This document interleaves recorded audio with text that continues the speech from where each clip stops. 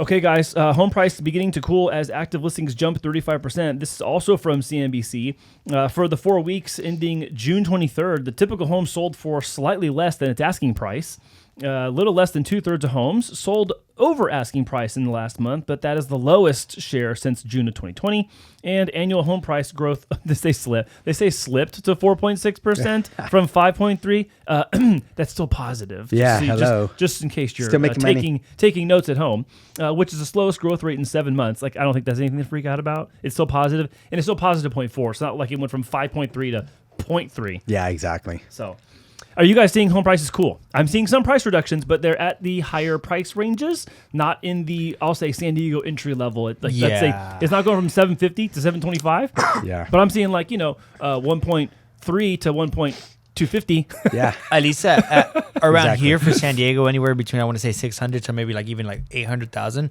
I still see people bidding over to be able to get credits and to be able to get better terms, and that's right there, the sweet spot of where everybody's trying to get into their starter home, to their their second tiered home. And once you start pushing those higher levels, once you go into jumbo or non-conforming, then prices get really just unaffordable. You just start seeing a mortgage payment of $669, close to $7,000. You're kind of like, I don't know if I want to pay that.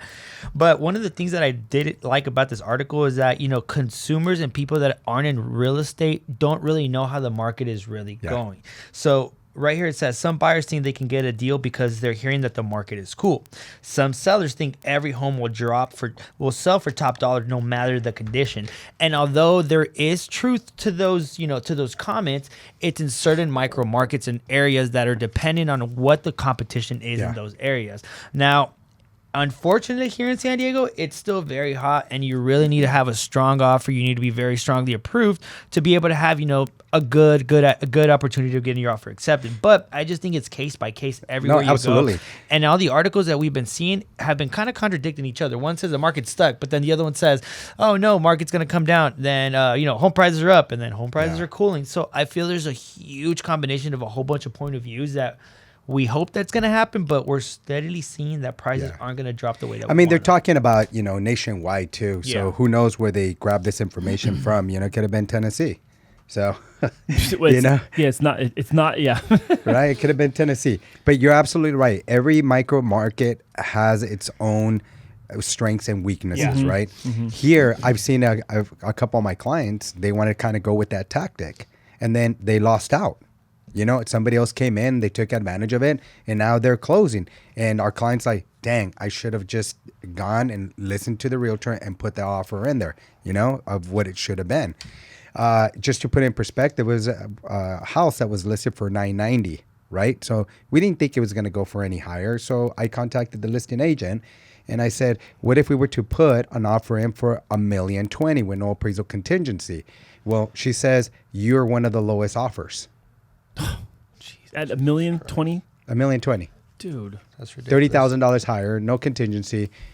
And then client, nope, I'm just not going to do it. I don't think I'm going to call it a bluff. The value came in at 1.15. What? Yes, 1.15. So they were low. So they were higher than the list price and still $100,000 and change off of the exactly. So some realtors are using that tactic to encourage more buyers to come and look at that and put their highest and best offer. Dang, dude. So dang. I'm like, that property went up $160,000 higher than what they had it listed. So where do you think? Okay, so I'm listening to you guys talk about this, and I was thinking about this specifically for this article to show, where I feel like we're close to. I feel like we're close to a place in the market price wise where sellers are running up against buyers' tolerance, not their ability even. Like there are some people that we know who could be buying homes right now and they're not, and they're like, you know what? I'm not paying $1.25 million for that house next door. That's the same one I'm renting for, let's say, $4,000 a month. I'm not going to go buy that one and pay $6,500 because it still needs $100,000 of modernization. It's 25 years old. No one's touched it. So that's a tolerance act right there. Yeah. That's not them saying, "Oh, I can't afford it." There's I don't want to. So is that just me? Do you guys feel like maybe some buyers are acting that way? Not with an attitude, but just kind of you know what? I'm not doing that. Well, I think it's the perspective that they look at it like, if I'm paying this much for this and it's like that, I don't want it. I'd rather have something that's brand new, ready to go. If I'm going to be wasting this much more, not wasting, but investing this much money into, a house. And if it still needs 100,000, I'm barely coming up with my down payment. Yeah. So how am I supposed to be able to Okay, so I have a modernize house? I have a live example. My curiosity was getting the best of me the other day. Maybe not the best of me. It was peaked. The best of you. Oh, it was really peaked. I was looking at this place out in East County. It had some land. I think I told you about this one. Okay. And it has room to build ADUs. It does need some upgrading and modernization. It's listed for 1.25. Okay. And then I saw a house that's here in Bonita that has a 1/2 acre yard, not like 3 acre, 1/2 acre yard that has been completely remodeled, like to the T, like to the nines, you guys. Yeah. Like real beautiful, probably a couple $100,000, listed for 1.3. Okay. Now, if you can afford and you're buying at 1.3, which one are you buying? The one that's done or the one that needs to work? Well, again, it depends on the area too, right?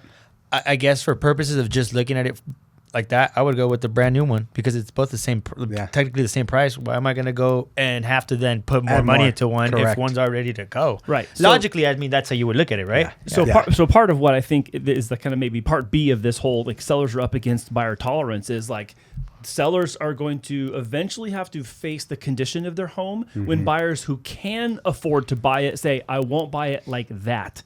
And I think when you see these, I brought these two examples because this one in Bonita is like to the nines, you guys. Yeah. It's beautiful. Yeah. And it's at the same market price as this one. It's a different city, and it's not that far away. It's like 15 minutes away. It's not 4 hours. It's 15 minutes away. And it has more land, but the house needs work. Same price. I think people are going to go to the nice house in Bonita. Yeah. I honestly do because it's already the way I want it to be. And if I'm going to spend $8,000 a month, $7,500 a month on housing payment, it's going to be on the one that I really love. I'd rather have that than deplete my savings or deplete anything and finance it. Yeah. Right, than get into the property and then having to find another loan to finance for the repairs or to bring it up to par where you want it. Right. But in that same scenario, if there's a particular person that enjoys doing that, or they want to look at it like a project for themselves, then there's a house for everybody. Like you said, someone's going to buy it. Yeah. Yeah. No, someone's going to buy regardless both these if that places, person goes and buys over there. That house is fine. It's going to get bought. Yeah. Don't worry. You got people coming to you. And I understand that my example, you're being really nice, and my examples are really not really comparative to the same buyer. The person who wants a place in Bonita is not looking at the one in El Cajon. No, I know but the comparison, it could be another house down the street in Bonita, and it's the exact same thing. It could be. I understand. I was just using two examples I was actually looking at, and I was like, these are really two. They're at the same price point. Like, man, these are two very different listings. Yeah. The age of the home. Check this out. The age of the home is actually the same. Like they're in the same. They're in like the same window, but this one completely modernized and redone, and this one needs a lot of upkeep, a lot of modernization. So I think sellers are potentially. Some of them are potentially in the pickle. Do I buy the Tesla or the Pinto? I'm trying to make the Pinto look like a Tesla, right? Wait, what's the Pinto? You know what I was actually thinking? That old car? I was actually thinking the place in Bonita has room for 1 ADU, but the one in El Cajon has like 3 acres and a massive like flat already leveled space. I'm like, okay, that's got like dollar signs on it. And so rattlesnakes. Cash flow from and spiders. The one in Bonita looks like that's where I'd move, and like the one in El Cajon's like that's where I'd put a bunch of other people. Yeah. Like that would be a good like. I'm going to Bonita. I know you're going to Bonita. I already knew that. This place had like gold fixtures and faucets. I'm like, that's Memo's house all day long. But going back to this article, I do like that listings jumped up another 35%. You know, having more inventory is just what's going to help the market kind of get back to its, normalcy. Even little by little, like as long as we're moving forward, just little like little by little, slowing. Because we talked about it, guys. We talked about how many homes, we're going to be in the market like by April, and we were way off. Oh, super off. So off. Yeah. We were way off. No, you're right. So and just to that, like that's how much we can be off, or anybody could be off in predictions. And these predictions weren't ours. They were from people that do this for a living, economists that are looking at this data day in and day out. Well, I think the 35% is just representative of what the demand currently is, and maybe still even less than that. It's not like now there's all of a sudden too much supply and prices are plummeting because it's not happening. So even though the number is startling, 35% higher, that's amazing. That sounds like quite a bit. It is, but it's now just closer to where the demand level is at, and the affordability is still, because you have enough people. You have enough people who can't afford to still absorb. I guess the word is absorb all that. Yeah. And it not drive prices down. Yeah, and I think what was that like? it was something crazy. Like 87% of the consumer think it's a bad time to buy right now. Oh yeah. Yeah, it was really way up high. there. I don't. Yeah, where did we read that? Yeah. I don't know. It was a somewhere month else back or in something prep. like that. I was reading this. Like only 21% of people said now's a good time. And I'm like, oh, that's really It's bad. less than that's that. really bad. Yeah.